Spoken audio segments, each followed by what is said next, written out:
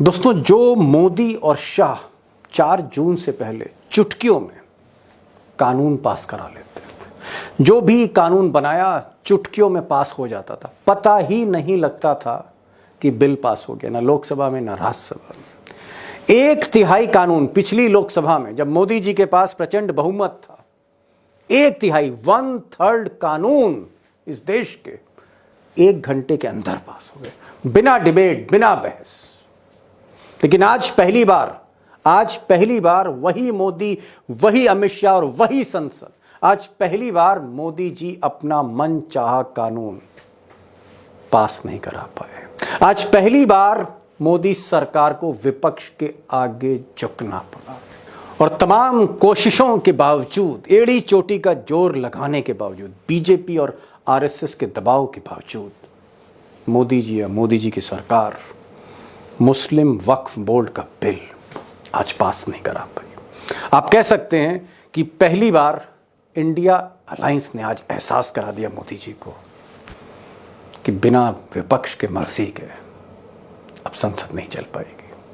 और दोस्तों, जो सबसे बड़ा सवाल है वो ये है कि क्या मोदी सरकार या मोदी जी इतने कमज़ोर हो गए हैं कि बीजेपी और आरएसएस के एजेंडे वाले जो बिल हैं, जो कानून हैं, उसे भी पास कराने में नाकाम है।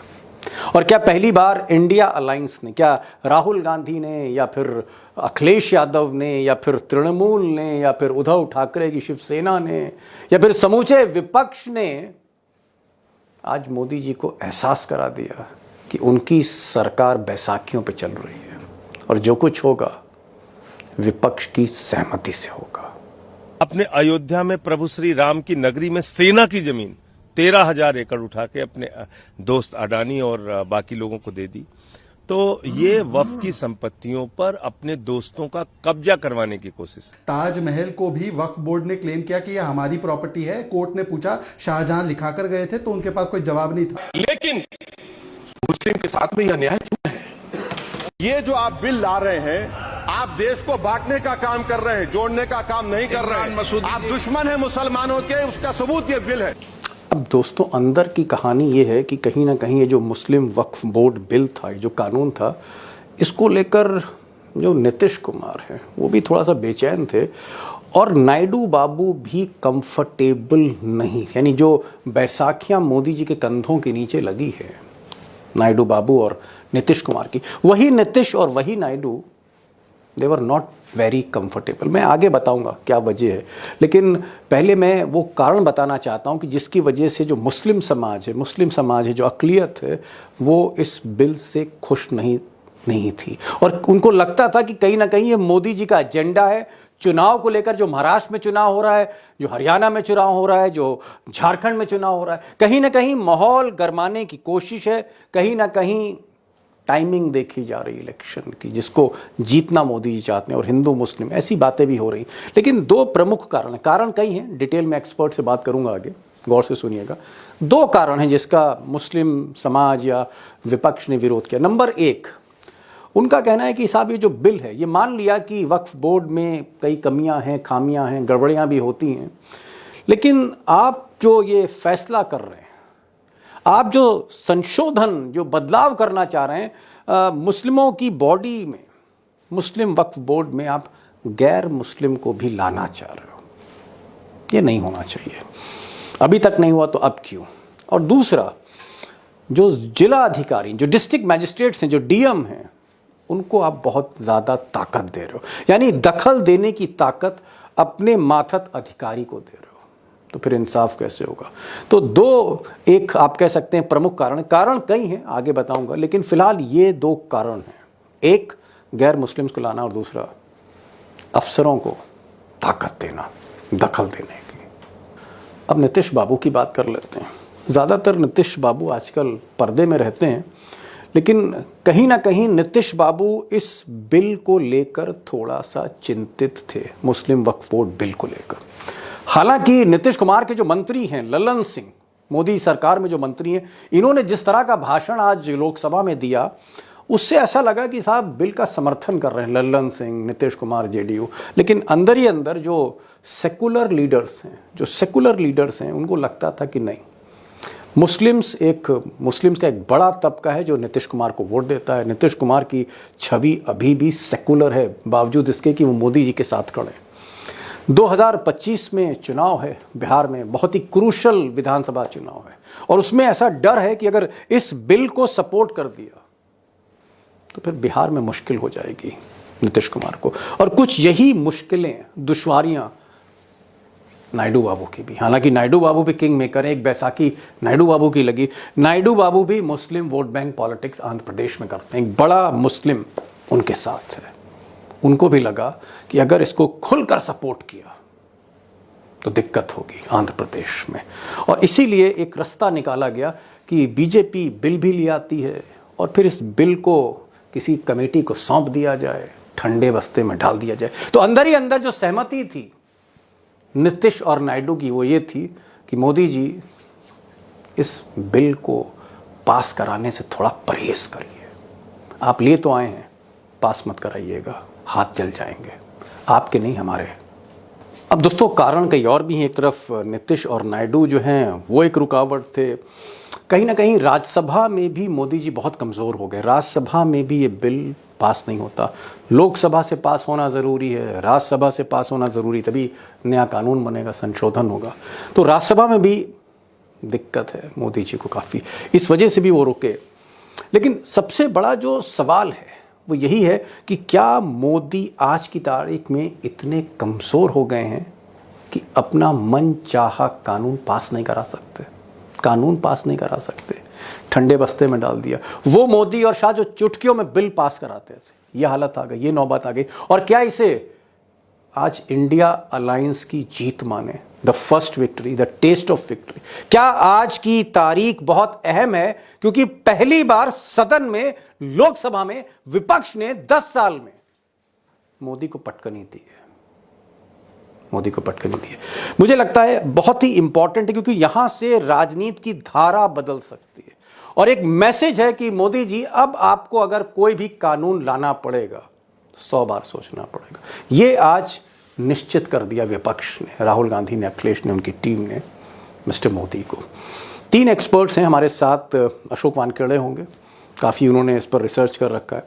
हमारे साथ 1988 से और अब तक लोकसभा देखने वाले, संसद कवर करने वाले वरिष्ठ पत्रकार उमाकांत लखेड़ा होंगे, और मैं जो शिक्षाविद हैं संदीप मनुधने, उनसे भी मैंने आज रिक्वेस्ट करी है कि आइए थोड़ा सा इस बिल के बारे में भी बताइए कि ये बिल आया तो मोदी का दिल क्यों घबराया। तो चलते हैं सीधे मनुधने जी के पास जो इंदौर से जुड़े हैं, हमारे साथ लखेड़ा साहब हैं गाजियाबाद से जुड़े हैं, और हमारे साथ अशोक वानखेड़े हैं नोएडा से जुड़े हैं। टाइगर, कहाँ तो चुटकियों में ऐसे चुटकी दबाई ऐसे ऐसे और बिल पास हो रहे थे। मोदी जी आते थे, नहीं आते थे, अमित शाह फोन घुमा देते थे, बिल पास हो जाता था बिना बहस के, चुटकियों में कानून पे कानून बन रहे थे।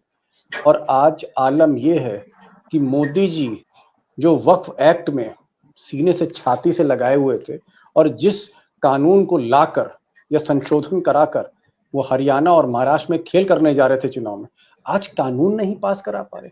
इतने कमजोर हो गए हैं मोदी जी, टाइगर, इतने कमजोर। दीपक भाई, पहली बार नरेंद्र मोदी जी को पता पड़ गया बैसाखियों पे दौड़ा नहीं जाता। ओहो, 2014 से लेके 2014 से लेके दौड़ा नहीं जाता, दौड़ा नहीं जाता। 2024 से लेके 2014 से लेके 2024 तक ये सरकार दौड़ रही थी। ऐसा यू बिल लेके आती थी जैसा मानो रिले का बैटन हो, इसका बिल उसको दे दिया पास हो गया, इसका बिल उसको दे दिया पास हो गया, आधे घंटे में चर्चा करके बिल पास हो गए। फाइनेंस बिल के नाम से दूसरे बिल इंट्रोड्यूस करके पास करवा दिए, क्योंकि वो अहंकार था। मैं बार बार कहता हूं 56 इंच का सीना काम नहीं आता। तुम्हारे सदन में तुम्हारे पीछे कितने लोग हैं ये काम आते हैं। पहली बार उनको समझ में आ गया बैसाखियों पे आपको वैसा ही चलना पड़ेगा जैसा उपकार में प्राण चलता था। पहली बार उनको समझ में आ गया बैसाखियों पे आपको वैसा ही चलना पड़ेगा जैसा उपकार में प्राण चलता था। पीटी उषा नहीं बन सकते आप। आज सरकार ने जब बिल इंट्रोड्यूस किया तो लोकसभा में सरकार अल्पमत में आ गई थी। और अपनी इज्जत बचाने के लिए जेपीसी का सहारा लिया। ये सरकार ने अपना काला मुंह छुपाने के लिए बुरखा ओढ़ लिया, जिस बुरखे का नाम जेपीसी है। ओहो, क्योंकि जेपीसी, क्योंकि हम में से सबसे ज्यादा मतलब मोदी जी पर्दे में छुप गए, पर्देदारी हो रही है। यस, पर्दा ना उठाओ, पर्दा जो उठ गया तो भेद खुल जाएगा। भेद खुल जाएगा। और भेद क्या है? टीडीपी के सांसद ने यह कहा कि सभी स्टेक होल्डर से बात किए बगैर बिल लाना ठीक नहीं। टीडीपी जी जी जी, लल्लन सिंह ने तो बोल दिया, लेकिन जनता दल यूनाइटेड के बाकी जितने भी तमाम लोग हैं, सब ने अंदरूनी अंदर सब धुसफुस कर रहे हैं। मैं लखेड़ा साहब के पास जाना चाह रहा हूं, क्योंकि भाई देखिए, मामला पार्लियामेंट का है और पार्लियामेंट का इस वक्त किंग बैठे हुए हमारे साथ। मैं ये जानना चाह रहा था कि आप जब पार्लियामेंट कवर कर रहे थे कुछ महीने पहले या पिछले बरस, चुटकियों में बिल पास हो रहे थे साहब, तालियां बज रही थी, बिल पास, ताली बजी कानून बना, ताली बजी कानून बना। ना बहस, ना जेपीसी, ना पैनल, ना कुछ, ना किसी से जिरहा करना। आज तो कानून भी नहीं पास करा पा रहे मोदी जी, चाह कर भी नहीं करा पा रहे। मैं ये जानना चाह रहा हूं कि बैसाखियों की सरकार क्या भीतर ही भीतर मोदी जी को बहुत परेशान कर रही है? देखिए, जो बिल पास होते थे, जो मैंने देखा पिछले 10 साल पहले से, जब एक ब्रूट मेजोरिटी, प्रचंड बहुमत मोदी सरकार को था, तो आपने एक शब्द का इस्तेमाल किया, चुटकियों में। इसको चुटकियों में नहीं कहेंगे, इसको बुलडोजर चला कर संसद में बिल पास करना। और बुलडोजर चला के 47 जबरदस्ती 47% पिछले 10 साल में जो संसद में विधेयक एक्ट पास हुए हैं, 47% जो कानून है, जो विधेयक है, बिना किसी डिस्कशन के, जो क्लर्कों ने बाबुओं ने बनाया। अरे साहब, ये क्या कह रहे हैं? हाँ, बाबू ने बनाया। सर, दुनिया का सबसे बड़ा लोकतंत्र है, इस लोकतंत्र के लिए इस आजाद से लेकर भगत सिंह कितने लोग शहीद हो गए, हजारों। आप कह रहे हैं कि बिना बहस के बिल पास हो रहा है, बिना बहस के कानून बन रहा है। Is it a banana Republic sir? अभी जो बीएनएस की आपने चर्चा की, बीएनएस जैसा कानून जो हमारी भारतीय दंड संहिता को जिसने रिप्लेस किया, इतने बड़ी उसमें विसंगतियां हैं, इतने कंट्रडिक्शंस हैं, समाज को जगाया नहीं गया, पुलिस वालों को इतने अधिकार दे दिए, कहीं जजों को पता नहीं है हो क्या रहा है। तो मुझे इस तरह से जो आज इन्होंने जो पासा पलटा है, पासा क्यों पलटा है? देखिए, 3 राज्यों में चुनाव है और लोकसभा चुनाव में हिंदू मुसलमान हुआ नहीं, और जितना कोशिश की थी पैसा बहाने की, कॉर्पोरेट से पैसा लेकर के, अनाप शनाप ये जो इलेक्टोरल बॉन्ड लेकर के, उससे कुछ हुआ नहीं। तो अब 3 राज्यों के लिए माहौल गरमाने के लिए कुछ हिंदू मुसलमान तो करना था। तो उन्होंने ये मामला एक चूजा उठाया, उसे गोद में लेके घूम रहे थे। तो अब वो फ्लॉप हो गया, अब वो थ्योरी चली नहीं, क्योंकि देखिए आपकी जो पार्टियां हैं, चंद्रबाबू नायडू को तो 5 साल बाद चुनाव का सामना करना पड़ेगा। अभी तो वो 4% मुस्लिम आरक्षण भी लागू कर रहे हैं, घोषणा हो गई है नायडू साहब। यस। और अभी नीतीश कुमार को जो उनका जो वोट पड़ा है, अच्छा खासा मुस्लिम वोट पड़ा है। उनकी पार्टी में उनकी पार्टी ने मंत्री ने गोल बोल जरूर बोला होगा, लेकिन हालत यह है कि वहां विद्रोह हो जाता और एक तरफा नीतीश कुमार अलग थलग पड़ जाते। तो मुझे ऐसा लग रहा है कि ये जो असेंबली के इलेक्शंस होने वाले, यूपी में 10 असेंबली इलेक्शंस होने वाले हैं, उसमें हिंदू मुसलमान करना है, वक्फ बोर्ड, ये मैं ये कह रहा हूं। लखेड़ा साहब, आपकी बात एकदम टू द पॉइंट, एकदम आप कह सकते हैं डॉट आपने बोला। आपने कहा कि नायडू को भी मुस्लिम वोट की जरूरत है और नीतीश कुमार को भी मुस्लिम वोट की जरूरत है। दोनों को मुस्लिम वोट चाहिए, एक को बिहार में चाहिए, एक को आंध्र प्रदेश में चाहिए। इसलिए बैक डोर से उन्होंने हेल्प नहीं करी और मोदी जी के पास इसको कमेटी में भेजने का कोई चारा नहीं था। समझ गया, मजबूरी थी। अब मैं जरा संदीप जी के पास चलूंगा। संदीप भाई, ये जो मुस्लिम्स विरोध कर रहे हैं, मैं बहुत टेक्निकल चीज में नहीं जाना चाहता, मैं बहुत माइक्रो लेवल पे नहीं जाना चाहता।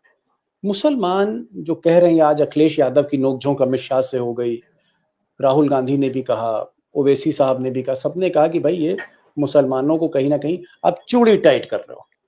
असली विरोध क्या है? अगर डिस्ट्रिक्ट मजिस्ट्रेट को सारा काम दे देंगे या नॉन मुस्लिम्स को दे देंगे, मैं जरा चाह रहा था कि ये जो खेल था, जिस खेल पर विरोध हो रहा है, वो क्या है? दीपक भाई, वक्फ प्रॉपर्टी या औकाफ प्रॉपर्टी, जो वक्फ के लिए ही एक प्लूरल वर्ड है, ये भारत में दिल्ली सल्तनत बनने के बाद से काफी प्रोमिनेंट एक लीगल कॉन्स्टिट्यूशन रहा है। 800-900 साल सदियों से भारत में हो गए। अच्छा, सदियों से चला रहा है। सदियों से, 9 सदियां तो हो ही गई।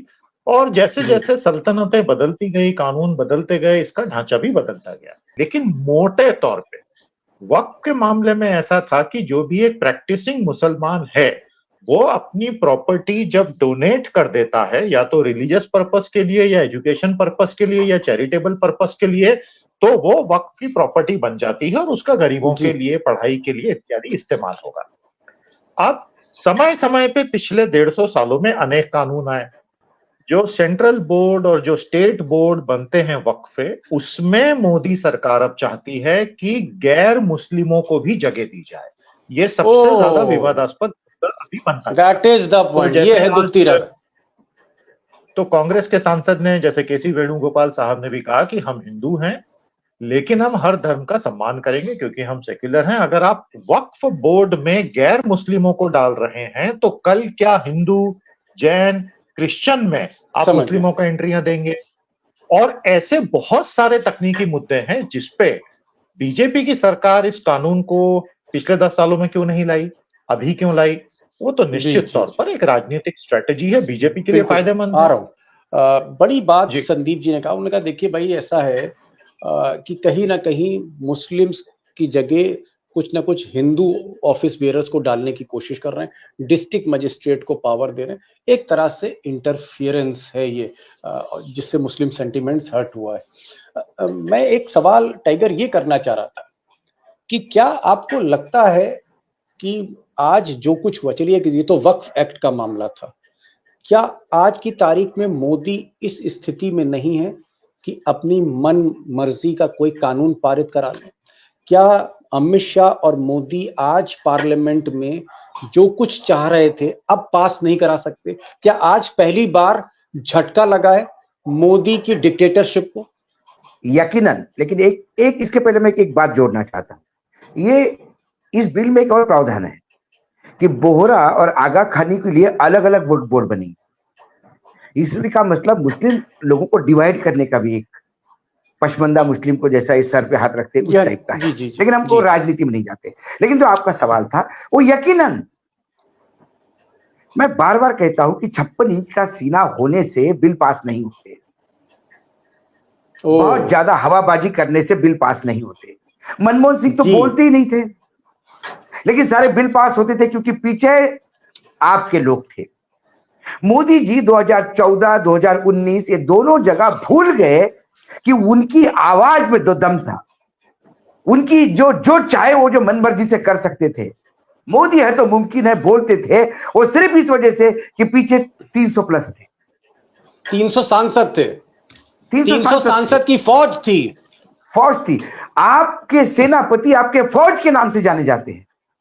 पुराने इतिहास में लिखा होता था ये 15,000, 7,000, 5,000 सरदार। 5,000 मतलब 5,000 घोड़ेसवार वाला, 15,000 मतलब 15,000 घोड़ेसवार वाला। वैसे ये सेनापति थे 300 वाले। हाँ, मतलब अमित शाह झंडा लेके चले थे, पीछे 300 सांसद। अरे अभी 240 पे आ रहे हैं। सरकार बचाने के लिए माए बाप करके घूमना पड़ता है, भीख इकट्ठा करके 272 क्रॉस करने पड़ते हैं। मोदी की गारंटी क्यों? मोदी की गारंटी कहां गई भाई? पूरे चुनाव में तो हम सुन रहे थे मोदी की गारंटी क्यों नहीं? गारंटी क्यों फेल हो गई? क्योंकि जनता ने बताया मोदी जी, जयराम जी के आप घर जाइए। ये मोदी जी है कि जाने को तैयार नहीं, बैसाखियों के भरोसे सरकार में है।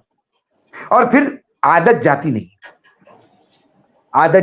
है, वो बीच बीच में उचक के आती है। तो उसी आदत के हिसाब से वो भूल गए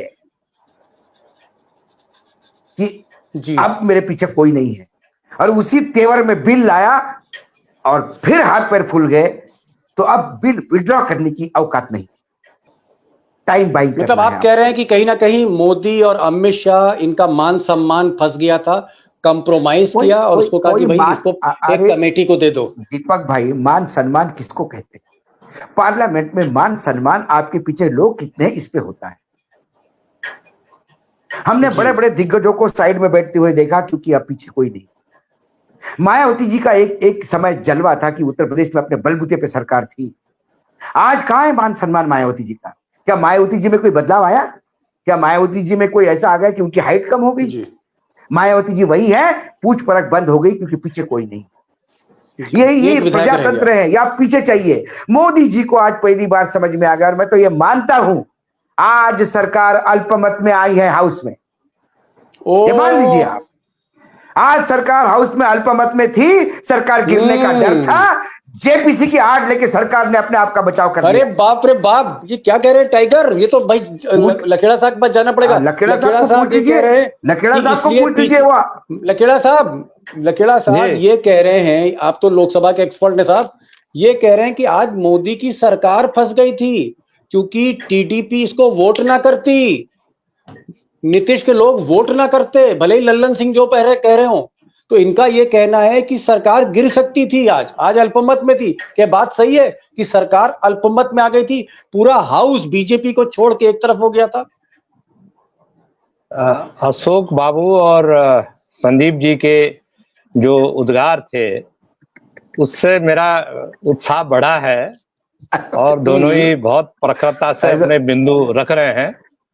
और इन दोनों का जो शहर है इंदौर, वहां के जो मशहूर शायर थे राहत इंदौरी जी, उन्होंने कहा एक शायरी में कि वो आईना धोता रहा, वो आईना धोता रहा, उससे अपने चेहरे पर शक होने लगा था, उससे अपने चेहरे पर शक होने लगा था। मोदी जी को शक होने लगा।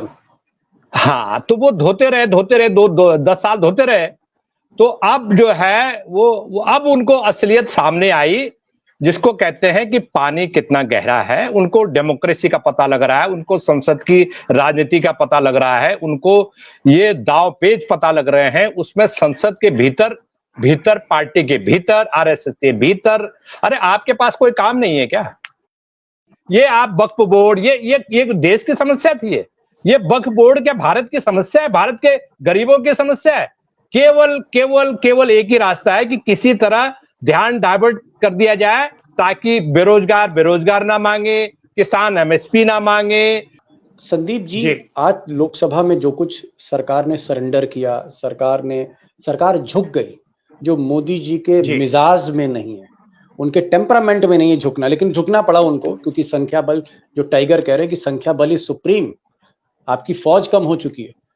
क्या लोकसभा से ज्यादा मोदी जी को खतरा, मोदी जी को डर राज्यसभा में, जब ये बिल राज्यसभा जाता तो वहां स्थिति और खराब होती, क्योंकि नवीन पटनायक, जिनके इस वक्त 8 सांसद हैं, और भी बहुत सी पार्टियां हैं जो अंदर ही अंदर मोदी जी से नाराज हैं, तो क्या राज्यसभा में भी मोदी जी की संख्या नहीं है, वहां भी स्थिति बहुत कमजोर है?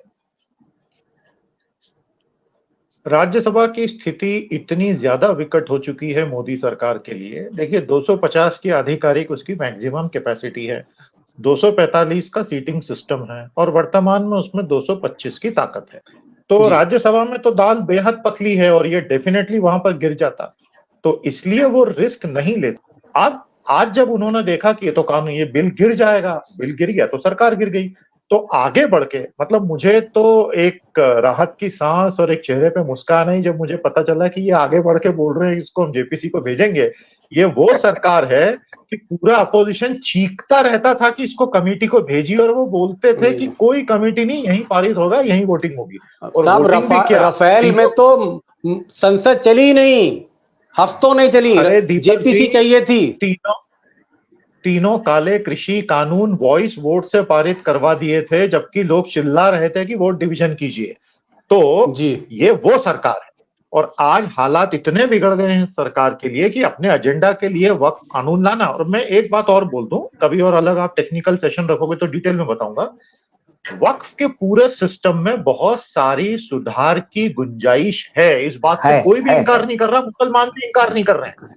लेकिन हम जानते हैं बीजेपी आरएसएस का मेन एजेंडा अभी के लिए आने वाले चुनावों में इस मुद्दे को यूज करना है। और मैं एक चीज जी और मैं आपको ये बता दूं कि इस मुद्दे का भरपूर इस्तेमाल बीजेपी आने वाले स्टेट इलेक्शंस में करेगी और उसको कुछ फायदा भी होगा। अब ये इंडिया ब्लॉक की पार्टीज पे है कि वो इसका एक असली सेक्युलर तोड़ क्या बताती हैं, जो कि अपीसमेंट ना लगे, टेक्निकली सॉलिड हो और देश हित में भी हो। तो मोटे तौर पर अभी स्थिति ये है कि पॉलिटिकल हालत अब पूरी बदल चुकी है। जी जी। लास्ट क्वेश्चन टाइगर, आपको लगता है कि आज जिस तरह से आपने कहा कि एक 440 वोल्ट का झटका मोदी जी को लगा, पहली बार लगा और पार्लियामेंट के अंदर लगा उनको, सदन में, क्या आगे चलकर अब मोदी जी इस तरह का कानून लाने की 10 बार सोचेंगे, 20 बार सोचेंगे कोई इस तरह का कानून लाना? नहीं, उसमें दो बातें हैं। ये निर्लज्जता का मैंने कहा कि अमृतकाल चल रहा है, ये बेशरम है, इनसे बड़े रिकॉर्ड है, वर्ल्ड रिकॉर्ड है इनका बेशरम का। बेशरम पना का ओलंपिक होगा तो सारे गोल्ड यही लेके आएंगे, इतनी गारंटी। ये फिर ऐसी बात करेंगे, क्योंकि मैं अब संदीप भाई की उस बात पे आ रहा हूँ। ये क्या करेंगे, ये एक प्रोजेक्शन देंगे। बिल पास नहीं हुआ, जेपीसी को दे दिया, मतलब ये खुद ही चाहते कि ये लंबित हो जाए। जेपीसी का कोई अभी तक रिजल्ट नहीं निकला, जितनी भी जेपीसी हो गई किसी का रिजल्ट नहीं निकला और किसी पे कोई सरकार ने एक्शन नहीं लिया, किसी भी जेपीसी पे नहीं अभी तक। तो ये जेपीसी का क्या होगा? सवाल ये है कि इन्होंने एक मैसेज दिया कि हम चूड़ी कसना चाहते हैं, इनकी हम चूड़ी कसना चाहते हैं, लेकिन इनकी चूड़ी कसने के लिए इनको ये देखना होगा कि इनकी चूड़ी कसते कसते इनकी चूड़ी आउट नहीं हो जाए। क्योंकि ये चूड़ी कसने जाएंगे मुसलमानों की, और उधर आंध्रा में टीडीपी, इधर जेडीयू, जिनका एक मुस्लिम ब्लॉक वोट है, एक मुस्लिम वोट है उनके पास, और वो वोट वो यदि डर जाएंगे तो फिर ये वैसे ही सरकारी गिर जाएगी। अपनी ये 4 राज्यों को चौवानी उठाने के लिए पॉकेट से रुपया गिर जाएगा। इन 4 राज्यों के चुनाव के फायदे के लिए जाओगे तो सरकार गिर जाएगी केंद्र की। चवन्नी उठाने के लिए 1 रुपया गिर जाएगा मोदी जी का। चूड़ी टाइट करते करते अपनी चूड़ी इनकी चूड़ी आउट हो जाएगी, इनकी चूड़ी आउट हो जाएगी। बड़ी बात कही आपने कि मतलब कहीं ना कहीं मोदी जी बैकफुट पर है। लखेड़ा साहब, समय बहुत कम है, सिर्फ 30-40 सेकंड है। एक चीज मैं जानना चाह रहा था कि क्या ये जो वक्फ का ये जो संशोधन कर रहे थे, जो कानून संशोधन करना चाह रहे थे, क्या आपको लगता है कि अब ये ठंडे बस्ते में गया, चैप्टर इज ओवर नाउ? देखिए, इनकी एक समस्या है, ये लोग क्या करते हैं कि किसानों के लिए बिल लेके आए, उनको भाई उनके बीच में चर्चा नहीं कराई और एक विधेयक लेके आ गए, बिल लेके आ गए और बाद में कहा कि ये तो आपके इंटरेस्ट के लिए है। वैसे ही ये वक्फ बोर्ड का बिल होना क्या चाहिए था कि इसमें एक व्यापक वक्फ बोर्ड, जितने वक्फ बोर्ड है, शायद 30-32 वक्फ बोर्ड है भारत में, उन वक्फ बोर्डों के बीच में उनकी बैठक बुलाते, एक ऑल पार्टी मीटिंग बुलाते, लोगों को भरोसे में लेते कि भाई वक्त के साथ साथ हमें इसमें जो बद इंतजामिया हो रही है, रिफॉर्म होना चाहिए।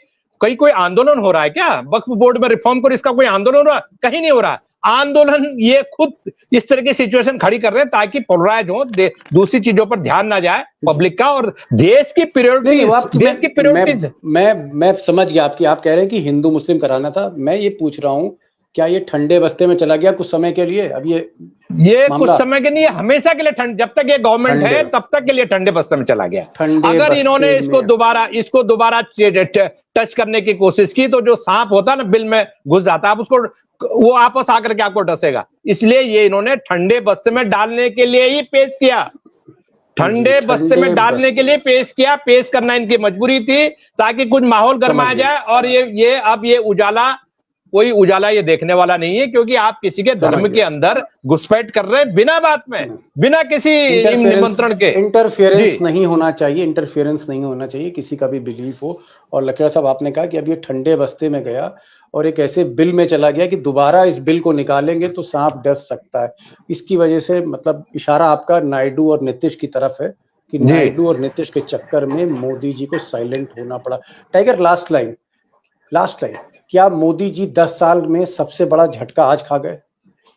बिल्कुल यकीनन। पहली बार इतनी बड़ी डिफीट, पहली बार उन्हें भागना पड़ा, पहली बार मुझे सरकार को हाउस से भागते हुए देखा। चलिए, बड़ा रिच पैनल आज था। संदीप जी ने जहां पर इसकी बारीकियां बताई कि भाई इस बिल की बारीकियां क्या है, किस तरह का निशाना साधना चाह रहे हैं मोदी, अमित शाह। लखेड़ा साहब ने कहा कि अब ये बिल ठंडे बस्ते में चला गया, और टाइगर ने कहा कि एक बार जब बैसाखी आ जाती तो आदमी दौड़ नहीं पाता, मोदी जी दौड़ नहीं पाएंगे, और 10 बार उनको सोचना पड़ेगा कोई बिल या कानून लाने के लिए कि भैया ये पास होगा या नहीं होगा, और कहीं कानून लाने के चक्कर में सरकार ही ना चली जाए, गिर जाए। तो एक बहुत बड़ा सबक आज देश का ये जो इलेक्शन हुआ लोकसभा का, उससे जो संख्या बल हमारे लोकसभा में आई, जिस तरह का मजबूत विपक्ष आया, और जिस तरह की बैसाखियां मोदी जी लेके चल रही, बैसाखी और मजबूत विपक्ष ने आज अमित शाह और मोदी को आईना दिखाया कि चलिएगा अपनी मर्जी से नहीं, हमारी मर्जी से, देश की मर्जी से। लखेड़ा साहब बहुत बहुत शुक्रिया। संदीप भाई आप आए और इंदौर से जुड़े, और हमारे साथ टाइगर आज कई दिन के बाद आप जुड़े। आजकल आप बहुत कम आते हैं हमारे चैनल पे, बड़ी शिकायतें आती, कोशिश क्या करिए साहब, आया करिए, है ना। अगर टाइगर नहीं गरजेगा तो कौन गरजेगा। लखेड़ा साहब thank you so much, thank you so much tiger, thank you so much Sandeep साहब, thank you so much for joining this programme.